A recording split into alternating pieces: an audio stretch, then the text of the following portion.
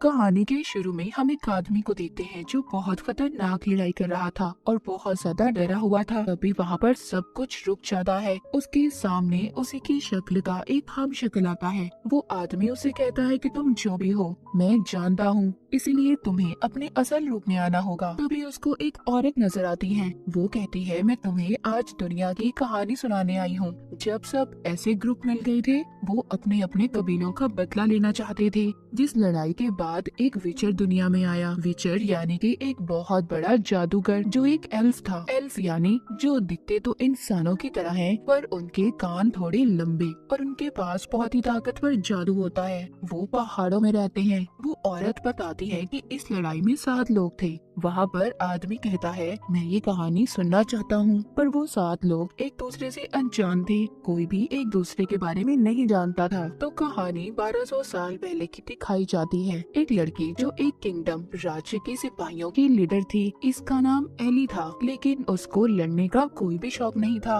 वो तो सिंगर बनना चाहती थी, इसीलिए ये अपने कबीले को छोड़ देती है और एक गाँव के बार में जाकर गाना गाने लगी थी। तभी उधर एक आदमी बैठा था। वहाँ पर जो बार के मालिक की बेटी थी, जब उसको पानी दे रही होती है, वो उसके साथ बदतमीजी करता है। लेकिन तभी एली उधर अपने नोकीले ब्लेड फेंककर उन आदमियों को जख्मी कर देती है। उसने बार के मालिक की बेटी को तो बचा लिया था। बच्ची पूछती है कि तुम लड़ना कैसे जानती हो? एली बताती है कि मैं अपने कबीले के सिपाहियों की लीडर हूँ। वो बच्ची कहती है, फिर तो तुम्हें अपने कबीले के साथ होना चाहिए था, तुम यहाँ पर क्या कर रही हो? इसके बाद हम कुछ लोगों को देखते हैं जिन्होंने अपने राज्य पर हमला कर दिया था। उस राज्य की हिफाजत एक कबीला किया करता था, जिनका लीडर फजेल नाम का एक आदमी था। वो सबको बचा लेता है और वहाँ की राजकुमारी को भी। अब क्योंकि फजेल ने राजकुमारी को बचाया था, राजकुमारी उससे प्यार करने लगी थी। मगर इस बात का पता फजेल के डैड को लग जाता है, क्योंकि ये उनके असूलों के खिलाफ था कि कबीले का कोई भी आदमी महल में रहने वाले किसी भी आदमी को पसंद नहीं कर सकता था। ये उनके असूलों के खिलाफ था।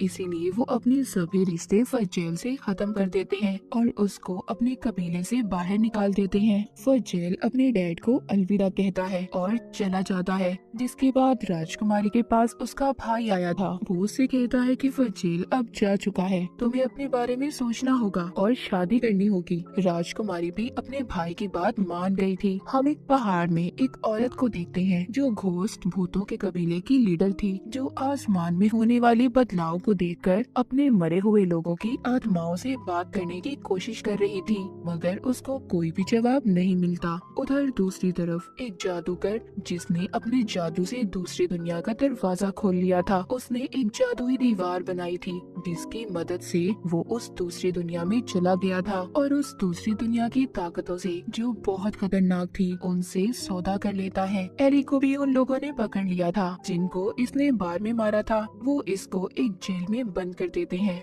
वहाँ पर फजेल भी कैद था। जब ये फजेल की बाजू पर बना टैटू देखती है तो कहती है, तुम तो हमारे दुश्मन कबीले से हो ना, और यहाँ पर क्या कर रहे हो? क्यों कैद किया है तुम्हें इन लोगों ने? वो बताता है, मैं बस राजकुमारी से प्यार करने लगा था, जिसकी मुझे सजा दी गई और मुझे राज्य से बाहर निकाल दिया गया। अब क्योंकि उनके कबीलों की काफी सालों से दुश्मनी थी, वो इधर भी लड़ने लगते हैं। तभी उधर एक आदमी आकर फजेल को ले जाता है, मगर एली अभी भी उधर ही कैद थी। फजेल को जिसने इन लोगों से छुड़ाया था, वो इसी के कबीले का साथी था, जिसको इसके डैड ने भेजा था। दरअसल कुछ राज्यों के दरमियान सुकून और शांति का समझौता होने वाला था। इन सब बातों को लेकर उसके डैड डरे हुए थे, इसीलिए वो फजेल को वापस बुला रहे थे, मगर वो जाने से मना कर देता है। जिसके बाद वो एक जगह पर जाता है। वहाँ का मालिक उससे आने से पहले सोने का सिक्का मांगता है, मगर उसके पास सिर्फ एक चांदी का सिक्का था। वो कहता है, मेरे पास सिर्फ एक चांदी है, मगर जब वो अपने गले में लटके हुए लॉकेट को देखता है तो वो उसके पास नहीं था। वो दरअसल किसी और के पास नहीं बल्कि एनी के पास था। उसने वहाँ पर फजेल के लॉकेट की मदद से जेल के ताले को खोल लिया था। जब वो बाहर आती है तो उसे अपने हारमोनियम की आवाज आ रही थी, जो उसकी बहन के पास था। उसकी बहन भी एनी को लेने आई थी। वो बताती है, मॉम चाहती है कि तुम वापस आ जाओ, सब कबीलों के दरमियान सुकून और शांति का समझौता होने वाला है। एली ने भी अपनी बहन को मना कर दिया था कि वो वापस अब नहीं आना चाहती। जब ये वापस बार में आती है तो बार के मालिक की बेटी इसे देखकर बहुत खुश होती है, मगर फौरन से न जाने उसे क्या हो गया था। वो दरअसल फ्यूचर के बारे में बता सकती थी कि आने वाली जिंदगी में क्या होने वाला है। वो एली को बताती है कि तुम अपनी तलवार से एक दूसरी दुनिया के ताकतवर मॉन्स्टर को मारोगी। ये बताकर वो बेहोश हो जाती है। उधर राजकुमारी के महल में तीनों राजा जमा थे, जो अपने लोगों की भूख, लड़ाई झगड़ों से तंग आ चुके थे, इसीलिए मिलकर अब वो समझौता करना चाहते थे। तभी उधर राजकुमारी के पेट में दर्द होता है। जब ये वापस अपने कमरे में जाती है तो जाते हुए अपनी एक सिपाही का गला काट देती है। ऐसा करते ही दूसरी दुनिया से बहुत बड़ा मॉन्स्टर आ गया था और सब पर हमला कर देता है। वो मॉन्स्टर एक ही झटके में वहाँ के राज्य के सभी राजाओं को मार देता है। 1 मिनट में सबका नामो निशान मिट गया था। ये सब किसी और ने नहीं बल्कि राजकुमारी ने उस जादूगर के साथ मिलकर किया था, जिसने दूसरी दुनिया का दरवाजा खोला था। अब क्योंकि सारे राजा मर चुके थे, इसीलिए सबको इकट्ठा कर लिया जाता है और एक राज्य बनाकर राजकुमारी को वहाँ की महारानी बना दिया गया था। वो अपने नए किंगडम, अपने राज्य का नाम गोल्डन एम्पायर रखती है। सभी एल्फ ने भी उसे अपनी रानी मान लिया था, क्योंकि उन्हें तो सिर्फ खाना चाहिए था। उधर एली उस बच्चे की माँ के पास आती है, जिसने इसको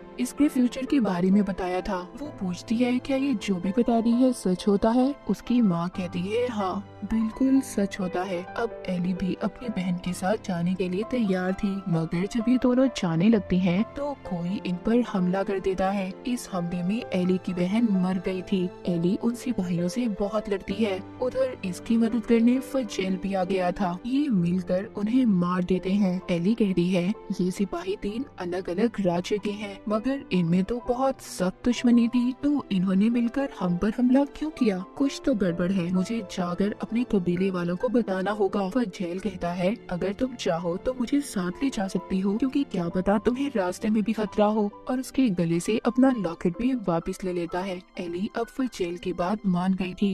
ये उसके साथ वर्षा की तरफ निकल पड़ती है। उधर राजकुमारी अब महारानी तो बन गई थी, मगर यहाँ के सारे फैसले जादूगर करता था। वो रानी होने के बावजूद जादूगर के खिलाफ नहीं जा सकती थी, क्योंकि उसके पास एक बहुत बड़ा मॉन्स्टर था जो वो अपने जादू की मदद से दूसरी दुनिया से लाया था। एली और फजेल भी पर्शिया पहुंच गए थे। वो एक होटल में आते हैं, जहां पर उन्हें लोगों की बातों से पता चलता है कि अब इस राज्य की हुकूमत सिर्फ एक के हाथ में है, जो यहाँ की रानी है। तभी उधर कुछ सिपाही आते हैं जो अभी भी इन्हें ढूंढ रहे थे। वो जब ये देखते हैं तो यहाँ से भाग जाते हैं। एली और फजेल जब रात को दोनों साथ थे, एली फजेल से पूछती है आखिर जिस मॉन्स्टर राक्षस के बारे में सब बात कर रहे थे वो आया कहाँ से होगा? फजेल बताता है कि एक बहुत बड़ा महान जादूगर था, जिसने अपने जादू से काले पत्थर से एक बहुत बड़े मोनोलिथ, एक पिलर को बनाया था, जिसकी मदद से वो दूसरी दुनिया का दरवाजा खोल सकता था। और हो सकता है वो मॉन्स्टर भी उसी दुनिया से आया होगा। अब क्योंकि इनके लोगों को भी जादूगर और महारानी ने मिलकर मरवा दिया था, इसीलिए ये दोनों मिलकर उनसे बदला लेना चाहते थे। हम उस जादूगर को देखते हैं जो दोबारा से दूसरी दुनिया में जाता है और वहाँ की ताकत शक्तियों से कहता है कि आपके दिए गए मॉन्स्टर ने मेरी बहुत मदद की, पर अब मैं एक ऐसी ताकत चाहता हूँ जो सिर्फ मेरे पास हो, जिस पर दूसरी दुनिया की ताकतें कहती हैं कि तुम्हें अपनी सबसे प्यारी चीज को सेक्रीफाइस कुर्बान करना होगा। उधर फजेल और एली मदद के लिए घोस्ट कबीले के लीडर के पास जाते हैं, क्योंकि उसके कबीले के लोगों को भी जादूगर और महारानी ने जहर देकर मार दिया था। एली कहती है आपको हमारी मदद करनी होगी, क्योंकि आपकी खानदानी तलवार भी उनके कब्जे में है। अगर आप अपना बदला उनसे लेना चाहती हो तो आपको हमारा साथ देना होगा। और इस तरह एली और फजेल के साथ अब घोस्ट कबीले की लीडर भी थी। अब ये 3 हो गए थे। इसके बाद हम एक बोनो की लीडर को देखते हैं, जो एक एल्फ के दरवाजे पर जाकर कहती है कि मुझे एक आँख वाले एल्फ की तलाश है। वो बोनो की कबीले की लीडर अपने हथौड़े की मदद से खिड़की को तोड़कर एक घर में चली जाती है और वहाँ से सभी लोगों को मार देती है जिन्होंने इसकी दोस्त को मारा था। महल में महारानी का भाई जादूगर के साथ था। जादूगर उसे पूछता है क्या फजेल और एली को पकड़ लिया है? वो कहता है नहीं, उनकी तलाश जारी है। उधर फजेल और एली पर्शिया के शहर में आकर एक बैंक में जाते हैं। वो वहाँ से पैसे लेकर अपने साथ कुछ और लोगों गांव को शामिल करना चाहते थे, क्योंकि जादूगर से लड़ना कोई आसान बात नहीं थी। जब वो उस बैंक के अंदर जाते हैं तो कुछ सिपाही आकर उन्हें घेर लेते हैं। बैंक का मैनेजर तो एक सुरंग के रास्ते से वहाँ से भाग गया था। अब ये उन सिपाहियों से मुकाबला करते हैं, मगर वो सिपाही इन सबको बंद करके बाहर से आग लगा देते हैं। ये भी अब उसी सुरंग से बाहर जाते हैं जहाँ से मैनेजर भागा था। उधर महल में एक एल्फ महारानी पर हमला कर देता है, मगर सही वक्त पर उसका एक जादू का स्टूडेंट उसे बचा लेता है। महारानी उसे पूछती है कि उसने मुझ पर हमला क्यों किया। वो कहता है कि आपके राज्य के लोग भूख से मर रहे हैं, उनकी हालात बहुत खराब हैं। जादूगर उनको कुछ भी नहीं देता, इसीलिए आपको मारकर वो अपना बदला पूरा करना चाहते हैं। अब वो उस स्टूडेंट से कहती है कि तुम्हें मेरा साथ देना होगा। मैं जानती हूँ कि जादूगर और मेरा भाई अपना काम पूरा होने पर मुझे मार देंगे, इसीलिए तुम्हें मेरे लिए जादूगर की जादुई किताब को चुराना होगा, जो दूसरी दुनिया में जाने का रास्ता है। इसके बाद महारानी उस लड़के के कपड़े पहनकर बाहर निकल जाती है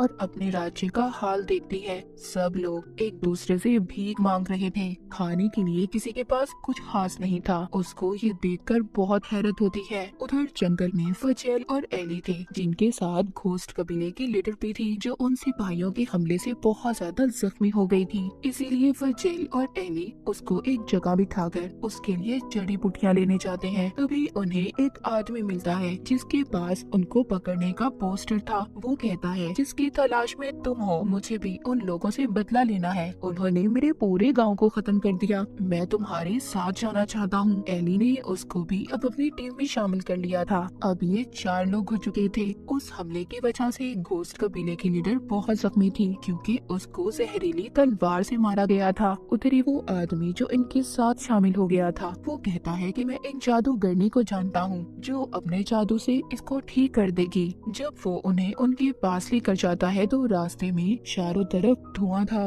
वो कहता है, देखो इस धुएं में तुम्हें अगर कुछ भी नजर आए तो रुकना मत, बस चलते रहना। इन सबको अपनी जिंदगी में होने वाले खतरनाक हादसे नजर आ रहे थे, मगर ये उधर पहुँच गए थे जहाँ पर एक जादूगरनी थी, जो उस जादूगर की बहन थी, जिसकी किताब को चुराकर बड़ा जादूगर दूसरी दुनिया में गया था। उधर महल में जादूगर अपने बच्चों को दूसरी दुनिया में ले गया था ताकि उनको कुर्बान कर सके और शक्तियाँ हासिल करके एक महान जादूगर बन जाए। मगर वहाँ की शक्तियाँ ताकतें उसे कहती हैं कि इस चीज का कोई फायदा नहीं, तुम्हें अपनी सबसे प्यारी चीज को कुर्बान करना होगा, उस इंसान की जान देनी होगी जिसको तुम दिल से मानते हो। इस बात पर जादूगर को गुस्सा आ गया था। उधर जंगल में जादूगर ने घोस्ट कबीले के लीडर को अपने घर ले जाकर जादू से ठीक कर देती है। यहाँ पर उसका भाई भी था। वो फजेल को बताता है कि मेरा बचपन से ख्वाब था कि मैं दूसरी दुनिया में जाऊं, मगर जब मैंने अपने जादू से दूसरी दुनिया का दरवाजा खोला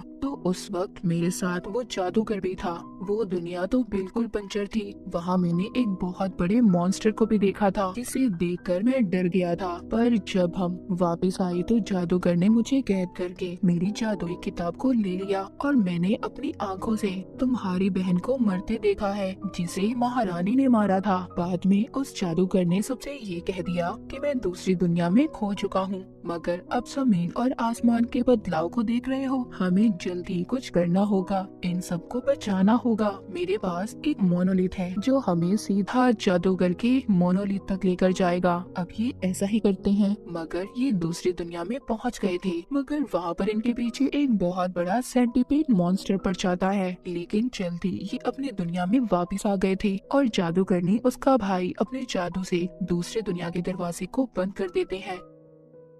तभी उस मॉन्स्टर का आधा हिस्सा इस दुनिया में और आधा दूसरी दुनिया में रह गया था। तभी यहाँ पर ये देखते हैं कि आसमान पर जादूगर का मॉन्स्टर उड़ रहा था। यहीं पर बोनो के कबीले की लीडर इन्हें अपनी तरफ आने का इशारा करती है। ये इन्हें एक गुफा में ले गई थी। कहती है, मैं जानती हूँ तुम कौन लोग हो और कहाँ से आए हो। मेरे हथौड़े ने मुझे सब बता दिया है। दरअसल उसके पास जो हथौड़ा था वो उससे बातें कर सकती थी। वो इनको बताती है कि तुम्हें महारानी और जादूगर को मारने से पहले उस मॉन्स्टर को मारना होगा जो वो दूसरी दुनिया से लेकर आए हैं। यहाँ पर जादूगरनी का भाई कहता है हम उस मॉन्स्टर को तब मार सकते हैं जब हमारे पास खुद एक ताकतवर मॉन्स्टर हो। फजेल उससे पूछता है क्या ऐसा हो सकता है? वो कहता है हाँ, जो दूसरी दुनिया से मॉन्स्टर आया है मैं उसके दिल को निकाल कर उस पर जादू करूँगा। उसको एक इंसान के साथ अगर जोड़ दिया जाए तो वो ताकतें उस इंसान के अंदर आ जाएंगी। ये सुनकर एली कहती है ठीक है, मैं इस काम के लिए तैयार हूँ। पर फजेल ऐसा नहीं चाहता था कि एली ऐसा करे,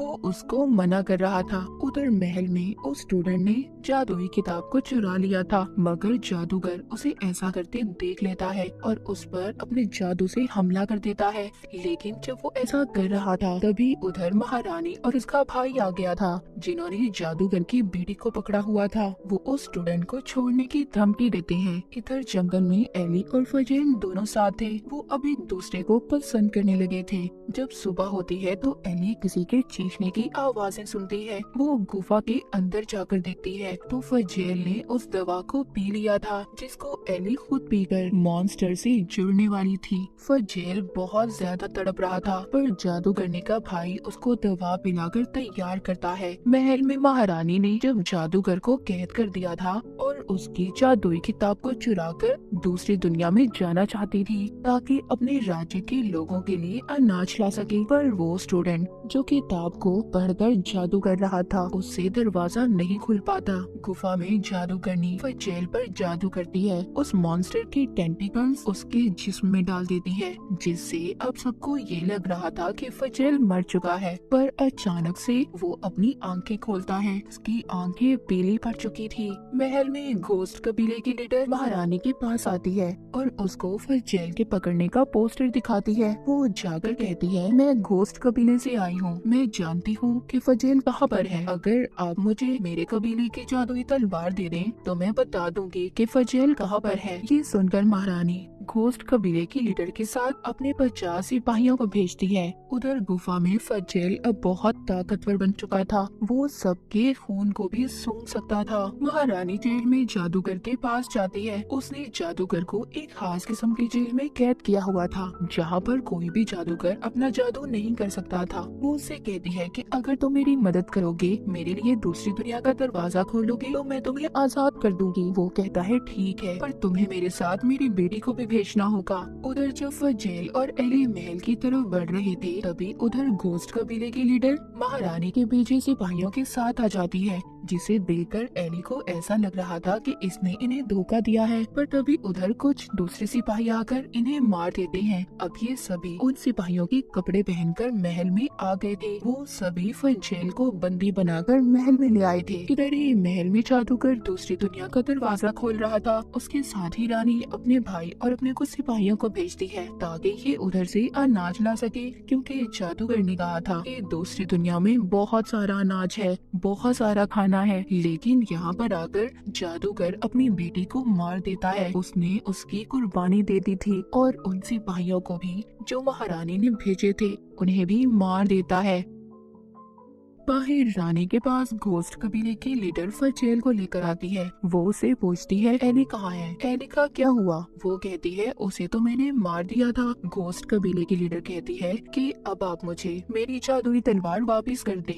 रानी उसे मना कर देती है और अपने सिपाहियों से कहती है कि इसीलिए जाकर सबके सामने इसका सर कलम कर दो। लेकिन बाहर एली और उसके साथियों ने सभी महारानी के सिपाहियों पर हमला कर दिया था और फिर वहाँ के लोगों से एली कहती है कि अनाज बिल्कुल खत्म हो गया है, ये सब तुम्हारी रानी की वजह से हुआ है। अगर तुम सब लोग चाहो तो हम आजाद हो सकते हैं। वहाँ के सभी परेशान एल्फ एली की तरफ से लड़ने के लिए तैयार हो गए थे। महल के अंदर रानी फजेल से कहती है कि तुम्हें मेरा साथ देना होगा, क्योंकि रानी तो पहले ही फजेल को पसंद करती थी। मगर वो कहता है तुमने मेरे गाँव के सभी लोगों को मार दिया जिन्होंने हमेशा तुम लोगों को बचाया। ये कहते हुए फजेल अपना आपा खो देता है और सभी सिपाहियों को मार देता है। रानी तो वहाँ से भाग गई थी। तभी दूसरी दुनिया से आया हुआ बहुत बड़ा मॉन्स्टर फजेल पर हमला कर देता है। उधर घोस्ट कबीले की लीडर सभी सिपाहियों को मार देती है जो उसे मारने ले जा रहे थे और महल का दरवाजा खोल देती है।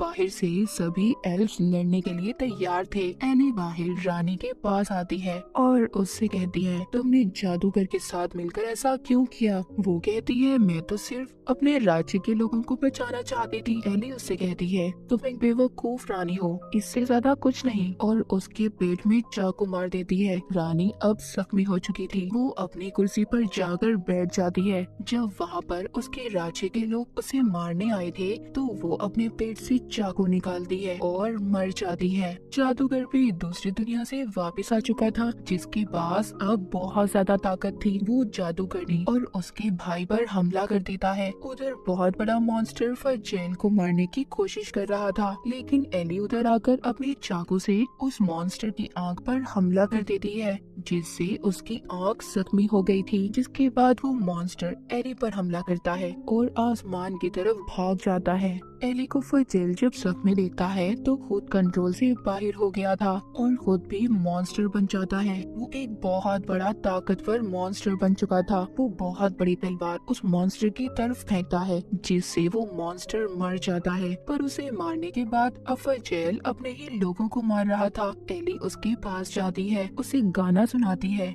जिससे वो थोड़ा सा शांत हो गया था, और फिर उसे गले लगाकर उसको चाकू मार देती है, क्योंकि फजेल अब उनके लिए खतरा बन चुका था। उधर जादूगर जो अभी भी जिंदा था, जादूगरनी का भाई कहता है कि हमें इस जादूगर को इसकी ताकत का इस्तेमाल करके इसे मारना होगा। जादूगरनी अपने जादू का इस्तेमाल करती है। वो अपने भाई और जादूगर दोनों को मोनोलिथ के साथ बांध देती है और उसको तोड़ देती है, जिससे उसका भाई और जादूगर दोनों मर गए थे। पर उस मोनोलिथ के टूटने से सभी दुनियाओं के दरवाजे खुल गए थे। सब कुछ बदल चुका था। एल्फ्स की दुनिया में इंसान भी आ गए थे। सब कुछ पहले जैसा नहीं रहा था। फिर से नई दुनिया बन गई थी। इसके बाद हम कहानी में 6 महीने बाद का सीन देखते हैं। अब इस दुनिया में मॉन्स्टर भी आ चुकी थी। एली भी फजेल के बच्चे की माँ बनने वाली थी। उस बच्चे में एल्फ और मॉन्स्टर दोनों का खून था, और यहाँ से शुरू हुई थी गेरॉल्ट की कहानी। अब ये कहानी जो वो आदमी सुन रहा था